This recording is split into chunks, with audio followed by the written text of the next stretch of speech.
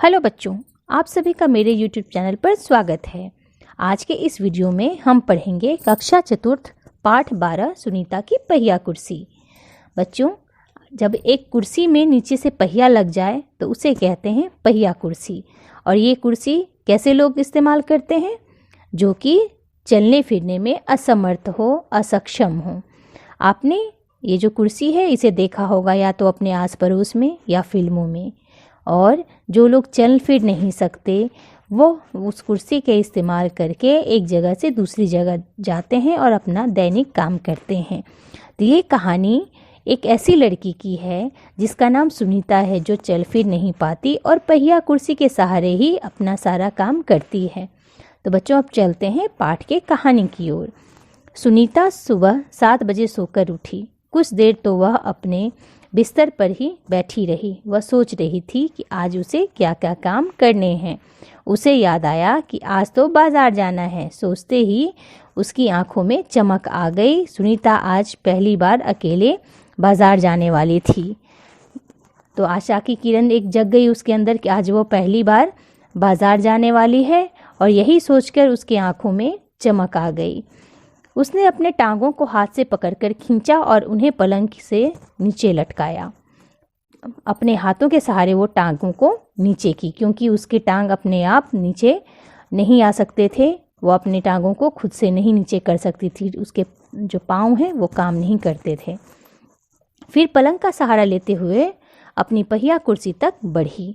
सुनीता चलने फिरने के लिए पहिया कुर्सी की मदद लेती है। आज वह सभी काम फुर्ती से निपटाना चाहती थी, यानी तेज़ी से करना चाहती थी ताकि वह बाजार जा सके। हालांकि कपड़े बदलना, जूते पहनना आदि उसके लिए कठिन काम है, पर अपने रोज़ाना के काम के लिए उसने स्वयं ही कई तरीके ढूंढ निकाले हैं। तो बच्चों, वो चलने फिरने में असमर्थ थी। उसे जूते पहनने में, कपड़े पहनने में दिक्कत होती थी, लेकिन वह अधिकतर अपना काम खुद कर लेती थी। और उसने उसका अपना ही तरीका निकाला था कि उसे कैसे वह काम करना है। आज 8 बजे तक सुनीता नहा धोकर तैयार हो गई। माँ ने मेज़ पर नाश्ता लगा दिया था। माँ, अचार की बोतल पकड़ाना, सुनीता ने कहा। यानी माँ से सुनीता ने अचार के बोतल को लाने के लिए कहा। अलमारी में रखी है, ले लो, माँ ने रसोई घर से जवाब दिया। सुनीता खुद जाकर अचार ले आई। नाश्ता करते करते उसने पूछा, माँ, बाजार से क्या क्या लाना है? 1 किलो चीनी लानी है, पर क्या तुम अकेले संभाल लोगी? उसकी माँ को शंका हुई कि यह तो चल फिर नहीं पाती है, पता नहीं सही से यह ला पाएगी या नहीं। तो उसने उससे पूछ लिया। पक्का, सुनीता ने मुस्कुराते हुए कहा। सुनीता ने माँ से झोला और रुपए लिए अपनी पहिया कुर्सी पर बैठकर वह बाजार की ओर चल दी। सुनीता को सड़क की जिंदगी देखने में मज़ा आता है। चूंकि आज छुट्टी का दिन है, इसलिए हर जगह बच्चे खेलते हुए दिखाई दे रहे थे। सुनीता थोड़ी दूर रुककर उन्हें रस्सी कूदते, गेंद खेलते देखती रही। वह थोड़ी उदास हो गई। वह क्यों उदास हो गई? क्योंकि ये वो बच्चे खेल रहे थे, वह उनकी तरह खेल नहीं सकती थी, क्योंकि उसके पैर काम नहीं करते थे। वह भी उन बच्चों के साथ खेलना चाहती थी। खेल के मैदान में उसे एक लड़की दिखी जिसकी माँ उसे वापस लेने के लिए आई थी। दोनों एक दूसरे को टुकुर टुकुर देखने लगे। टुकुर टुकुर देखना यानी गौर से देखना। फिर सुनीता को एक लड़का दिखा। उस बच्चे को बहुत सारे बच्चे छोटू छोटू कहकर चिढ़ा रहे थे। उस लड़के का कद बाकी बच्चों से बहुत छोटा था। सुनीता को यह सब बिल्कुल अच्छा नहीं लगा। यानी उस मैदान में जो एक बच्चा खेल रहा था, कद यानी कि उसका जो लंबाई है वह, तो वो ठिगना कद का था, इसलिए सारे बच्चे उसे छोटू छोटू कहकर चिढ़ा रहे थे, जो कि सुनीता को पसंद नहीं आया। रास्ते में कई लोग सुनीता को देखकर मुस्कुराए, जबकि वह उन्हें जानती तक नहीं थी। पहले तो वो मन ही मन खुश हुई, परंतु फिर सोचने लगी, ये सब लोग मेरी तरफ भला इस तरह क्यों देख रहे हैं? तो सभी लोग तो बच्चों देख रहे होंगे कि यह चल फिर नहीं सकती है और अकेले यह पहिया कुर्सी पर बैठकर कहाँ जा रही है। खेल के मैदान वाली छोटी लड़की सुनीता को दोबारा कपड़ों की दुकान के सामने खड़ी मिली। उसकी माँ कुछ कपड़े देख रही थी। यानी जो खेल के मैदान में फरीदा नाम की लड़की थी, वह उसे फिर कपड़ों के दुकान के पास मिली। उसकी माँ जो कपड़े देख रही थी उस दुकान में। तुम्हारे पास यह अजीब सी चीज़ क्या है? उस लड़की ने सुनीता से पूछा, यानी पहिया कुर्सी के बारे में पूछा कि ये क्या है। यह तो बस एक, जैसे ही उसने वाक्य आधा किया, पूरा कर भी नहीं पाई कि सुनीता जवाब देने लग गई, परंतु उस लड़की की माँ ने गुस्से में आकर लड़की को सुनीता से दूर हटा दिया। इस तरह का सवाल नहीं पूछना चाहिए फरीदा, अच्छा नहीं लगता, माँ ने कहा। यानी फरीदा की माँ ने उसे रोक दिया कि तुम ऐसे सवाल इससे मत पूछो, इसे दुख होगा। मैं दूसरे बच्चों से अलग नहीं हूँ, सुनीता ने दुखी होकर कहा। उसे फरीदा की माँ का व्यवहार समझ में नहीं आया। व्यवहार मतलब बर्ताव। अंत में सुनीता बाजार पहुँच गई। दुकान में घुसने के लिए उसे सीढ़ियों पर चढ़ना था। उसके लिए यह कर पाना बहुत ही मुश्किल था, यानी कठिन था। आसपास सब लोग जल्दी में थे, किसी ने उसकी तरफ ध्यान नहीं दिया। अचानक जिस लड़के को छोटू कहकर चिढ़ाया जा रहा था, वह उसके सामने आकर खड़ा हो गया।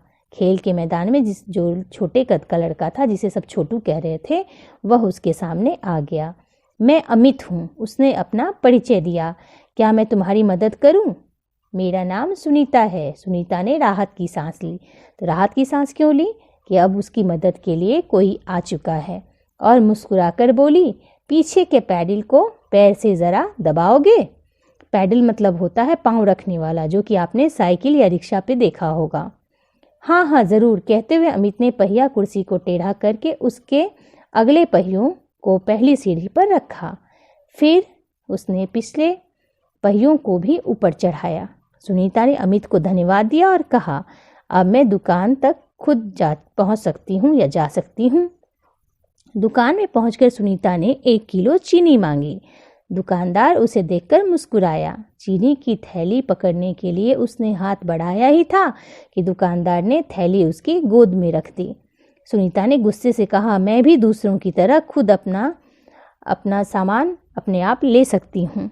उसे दुकानदार का जो व्यवहार था, बर्ताव था, वो बिल्कुल अच्छा नहीं लगा। चीनी लेकर सुनीता और अमित बाहर निकले। लोग मेरे साथ ऐसा व्यवहार करते हैं जैसे कि मैं कोई अजीबोगरीब लड़की हूँ, यानी मैं कोई अनोखी लड़की हूँ, सुनीता ने कहा।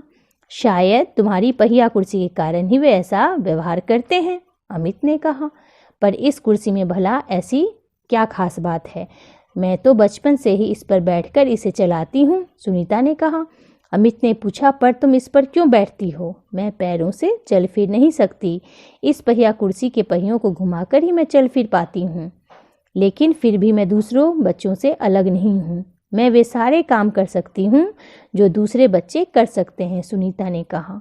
अमित ने अपना सिर ना में हिलाया और कहा, मैं भी वे सारे काम कर सकता हूँ जो दूसरे बच्चे कर सकते हैं, पर मैं भी तुम्हारे यानी दूसरे बच्चों से अलग हूँ। इसी तरह तुम भी अलग हो। सुनीता ने कहा, नहीं, हम दोनों दूसरों बच्चे जैसे ही हैं। अमित ने दोबारा अपना सिर ना में हिलाया और कहा, देखो, तुम पहिया कुर्सी पर बैठकर चलती हो, मेरा कद बहुत छोटा है, हम दोनों ही बाकी लोगों से कुछ अलग हैं। सुनीता कुछ सोचने लग गई। उसने अपनी पहिया कुर्सी आगे की ओर खिसकाई। अमित भी उसके साथ साथ चलने लगा।